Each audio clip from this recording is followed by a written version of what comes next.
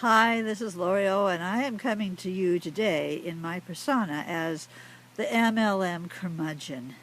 I'm feeling a little bit upset, and I want to tell you about some things. You're not going to like it, perhaps, but this is really actually from the trenches and something that happened not too long ago. I have access to staff members at a center where they do a lot of events, conferences, MLM trainings, that sort of thing. Well, very recently I had a conversation with a couple of people, and the conversation went something like this.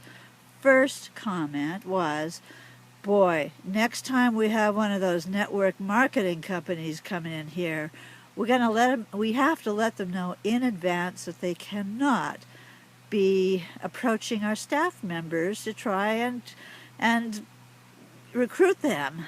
I mean, they were running all over the place doing that all weekend. That's the first comment. The second comment was, yeah. And I had 4 or 5 people who approached me, and they all said the same thing. They said, oh, I've been watching you, and, you know, you really hustle, and you obviously have a real compassion for service, and that's exactly the kind of qualities I look for in my team. Now this particular network marketing company is really well known. If I were to tell you their name, you'd go, oh yeah, I've heard of them for sure.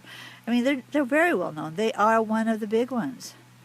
And there were about 80 or 100 people, and they were all doing this. I don't understand. It's like the old school way of doing things doesn't work. People were turned off.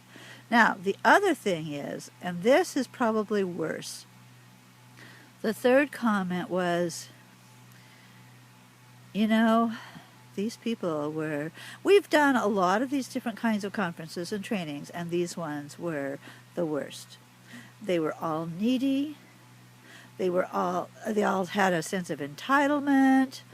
They were making special requests, and they were basically just being jerks. And they said it was, usually there's 1 or 2 people in each group, but this one was like the whole group.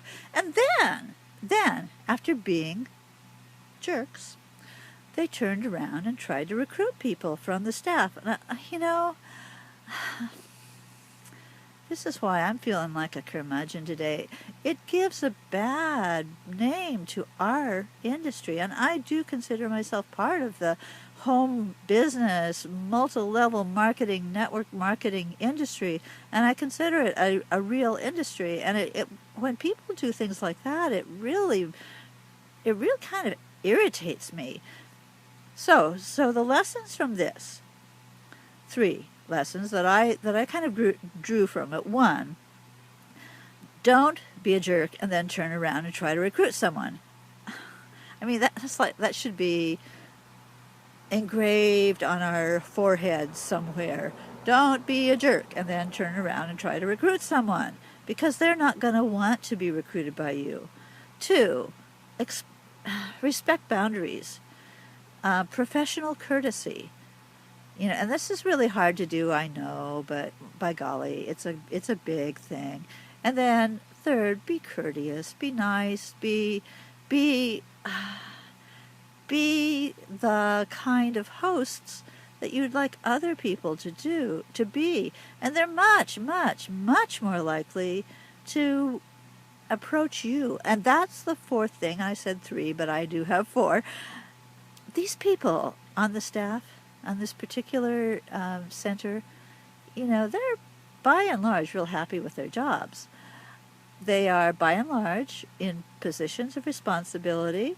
They have a certain amount of status, and by and large they're not looking to grow another income stream. And if they were, they would do their own research. They would approach you. They would be much more likely to approach you than to be receptive to you approaching them. So be observant. Get a sense of who you're talking to, and treat them with the respect that you would expect them to treat you. That's it. Those are the lessons that I learned from these conversations, and I really hope you take this to heart. I've, we have a bad rap with a lot of people. One of the people said, "Oh yeah, it's just one of those pyramid schemes, and I'm not interested in a pyramid scheme." Well, yeah, you and I know that's not true, but that's the perception, and we do have a bad rap, and we do have people going, "Oh yeah, those people, they're always approaching me." She said, "Yeah, I just told her that my mom was one of those distributors, and I had plenty of their products." Oh, it's sad. It's sad, and that's all I have to say. Just being me, just being a curmudgeon today, and hoping to pass something on to other people in our industry to say, the concept of attraction marketing is much more solid and more sound than a lot of the old school. Oh yeah, that was the other thing. Yeah, don't be a cookie cutter. That was the other thing. Don't be a cookie cutter. I mean, when you have 4 people approaching you with the same strategy, which worked for somebody and might work for them under a different circumstance, there's something wrong with this. Now, I've been involved with Tube Traffic Mojo, which is a great course, by the way, great course. But, when they said, well, you might want to consider having red backgrounds for your pictures so that they show up, for your gravatar, so it shows up on the page, and maybe a red background for your video, why, by golly, everybody did that. And all of a sudden, there are all these Tube Traffic Mojo students with red backgrounds. And I looked at that after this conversation and went, maybe yellow.